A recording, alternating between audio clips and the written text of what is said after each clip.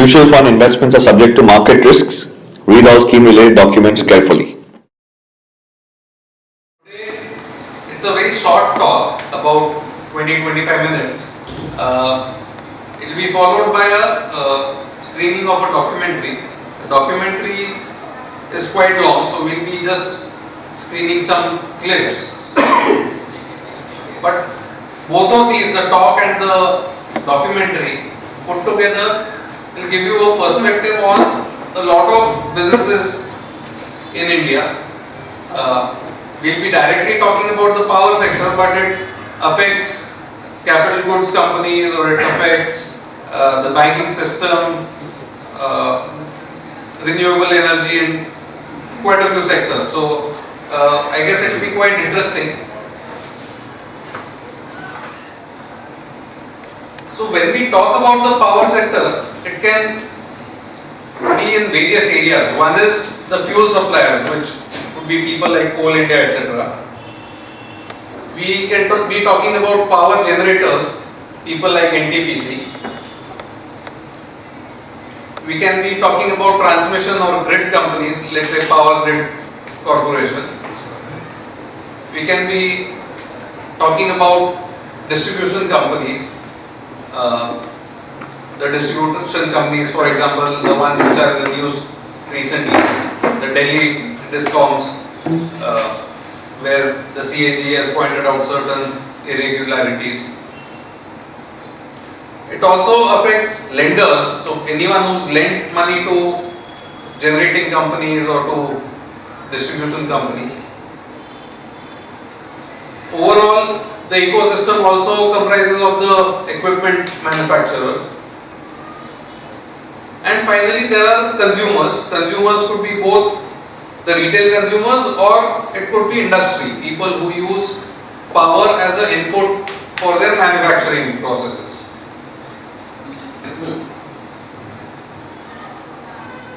So when we talk about generation, the entire story has been that India is a power deficit country and we need so much of capacity built to service the needs of the consumers and so on.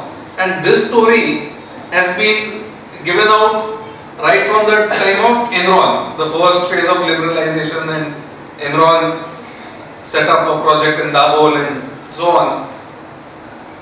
And there's a lot of excitement going in, but once you get in, all the problems start. So the problems can be of various kinds.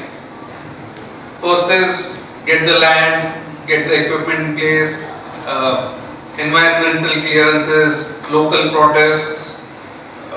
Once the project is up and running, fuel may or may not be available. If fuel is available, it may not be available at the right price. Once you generate the power, despite the agreement that you have signed with the government, doesn't mean that the government will honor the agreement. So Enron thought it had done a very smart thing by spending money on so-called education expenses for politicians, and they had a guaranteed dollar-denominated return. But finally, the electricity board said, sorry, we can't afford the power that you are generating, and got into trouble. So the only thing reliable in a generation company is the debt repayment schedule and the interest cost. Again, that is accounted for properly in the books of the borrower and lender, but finally even that doesn't come by, and again there has to be some negotiation as to how to restructure it. Essentially, the propensity of the consumer to pay is extremely low in the country. So, irrespective of what the project looks like on paper, unless you are close to the lowest cost producer in the country, it will be difficult to purchase power, to sell your power to the distributing companies. And this time in May, which is the peak summer month, we had a situation where even a thermal power producer like NTPC had to keep some of its coal plants idle for want of offtake from distributing companies. And distributing companies are in such a bad shape that they would rather go in for power cuts and load shedding rather than purchase power. That's the financial condition that these guys are in.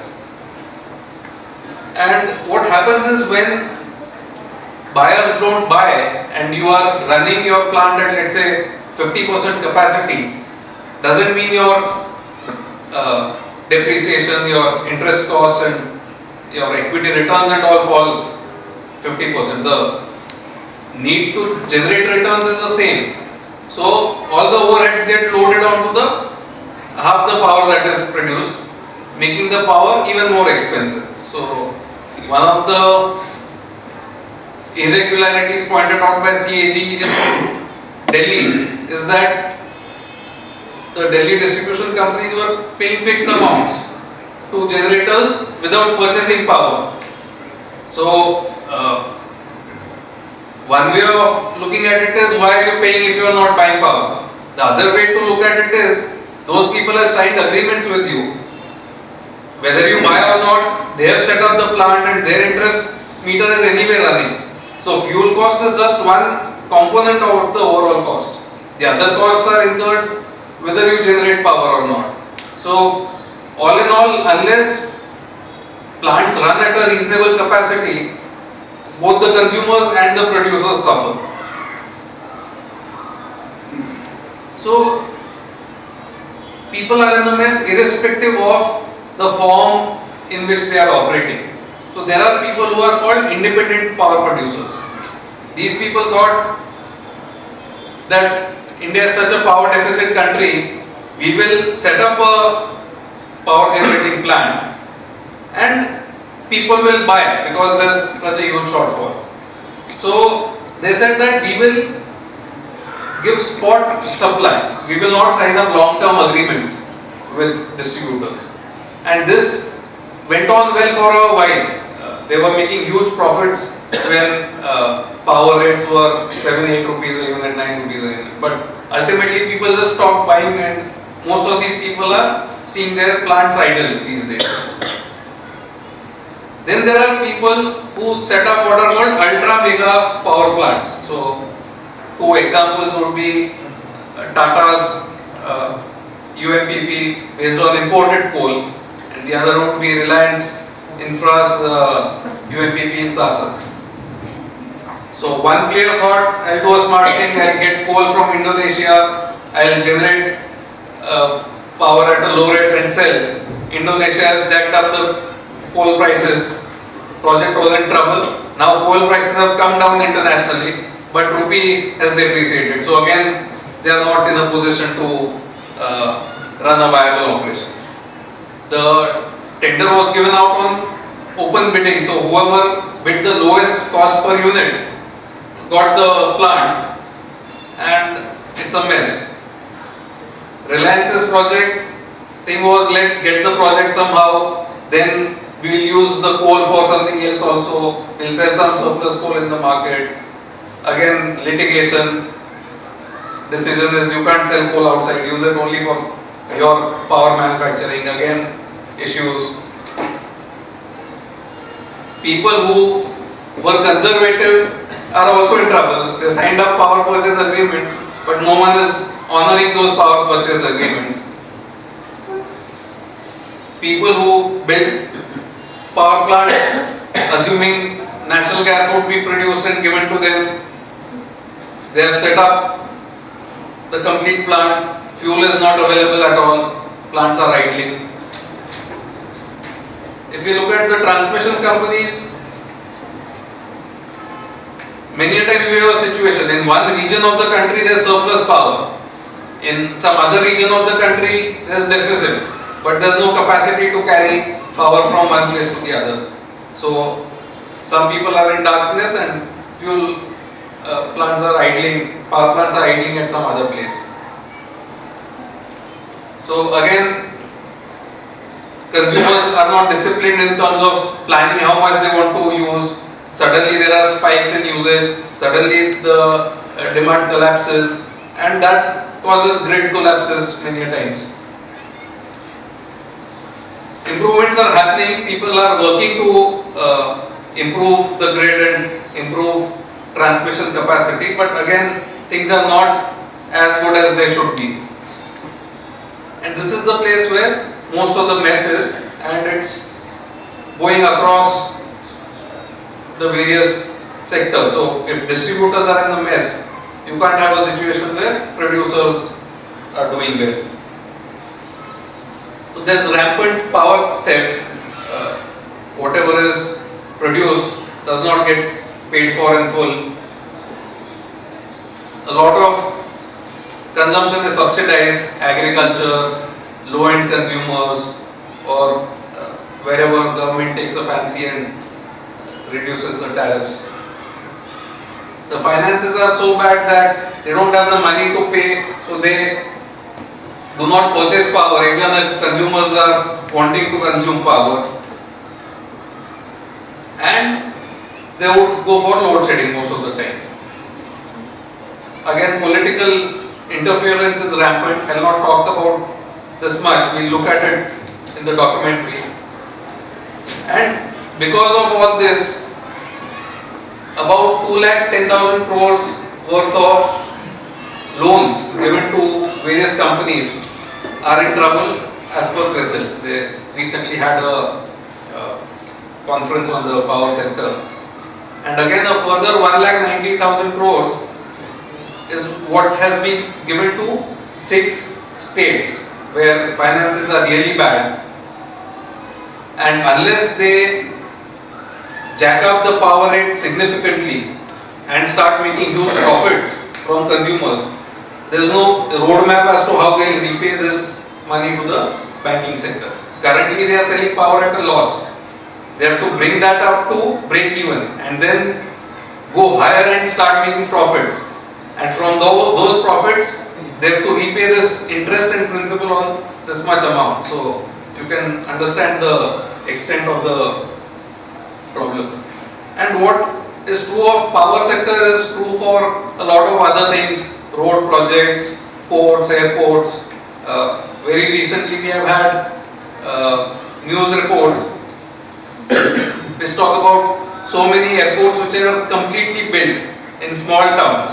There is a Reuters news story, I think in today's papers. These airports were built because of political patronage being given to various regions.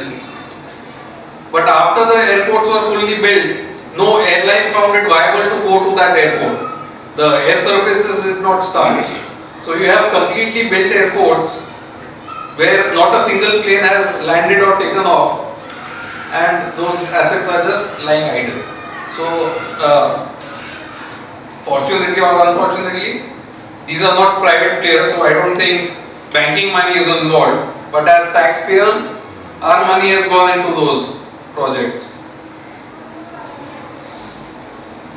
So anyone who is very excited about companies like BHEL falling to 52 crores or things like that, don't get excited, because currently we have a situation where generating plants are idle. Till the entire mess is cleared off, till existing plants improve their plant load factor and have close to full capacity utilization, we will not see the cycle reviving. People who have an option of creating captive power plants, I think industry would want to do that, because relying on the grid is one, expensive, and second, unreliable.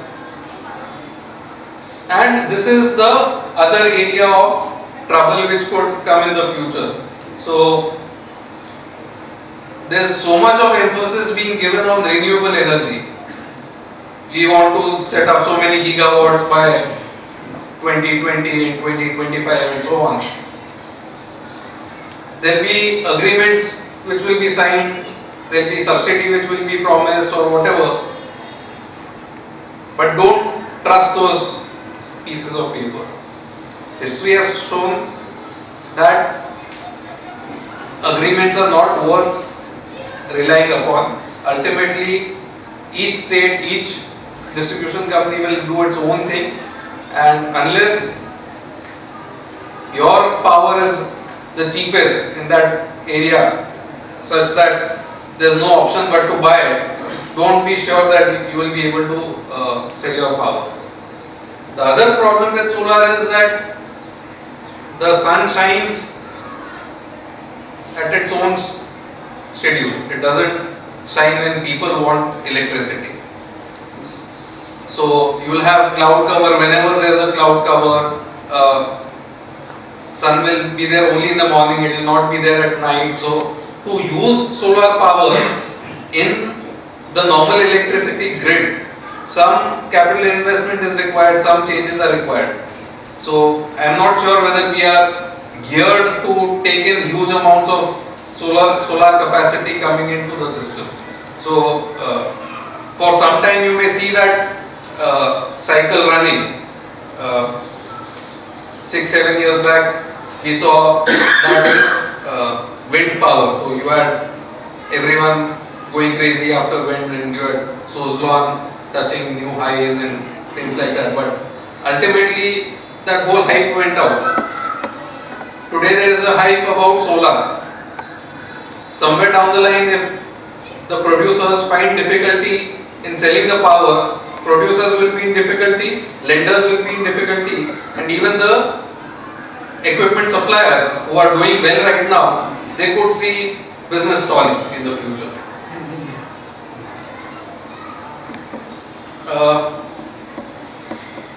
Thieves have all the fun because they get power for free.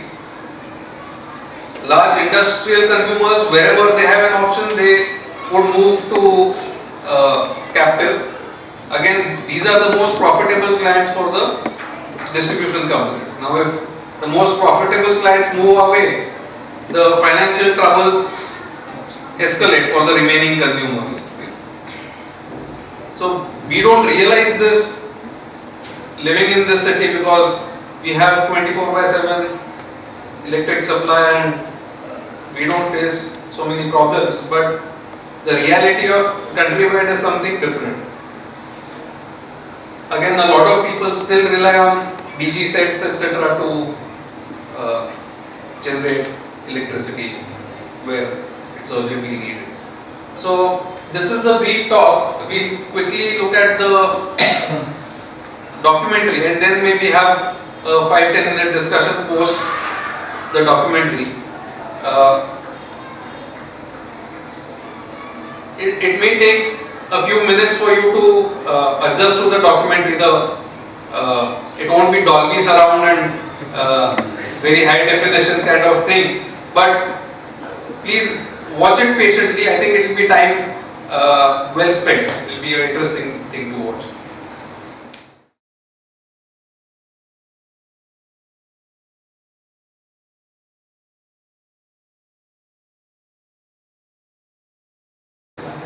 We saw Irfan Solanki was still around, Loha Singh was still around, Ritu Maheshwari went away. So they were talking about how a city like Kanpur had a shortfall of 2,000 crores. So you can imagine the situation nationwide. Politicians will be there to riot, to make dharnas, to bully the officials and IS officers, but no one is there to protect the employees when they are being beaten up, when they go to stop the theft. So end of the day, the situation continues. So despite the change in government at the center, despite the whole thrust on reform and thrust on changing the way things get done, at root it's the same thing.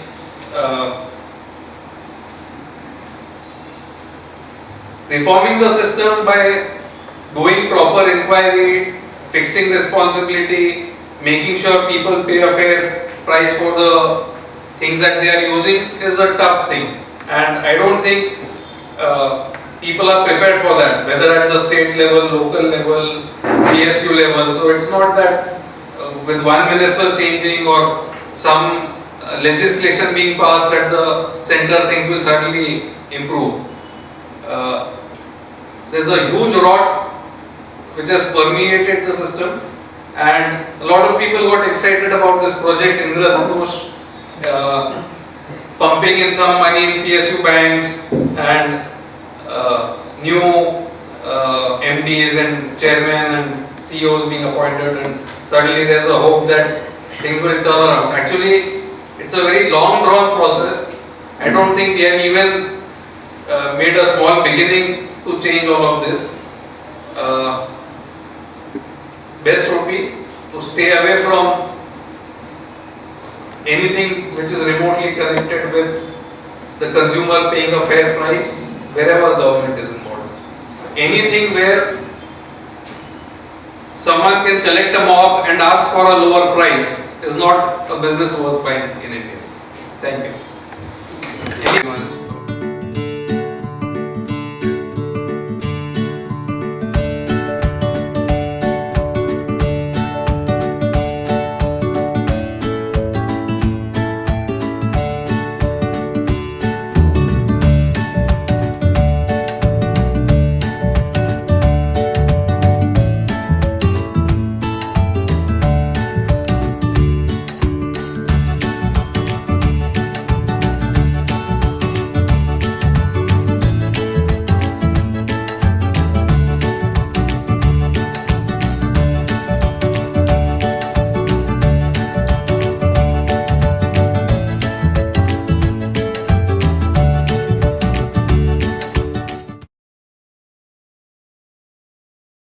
Mutual fund investments are subject to market risks.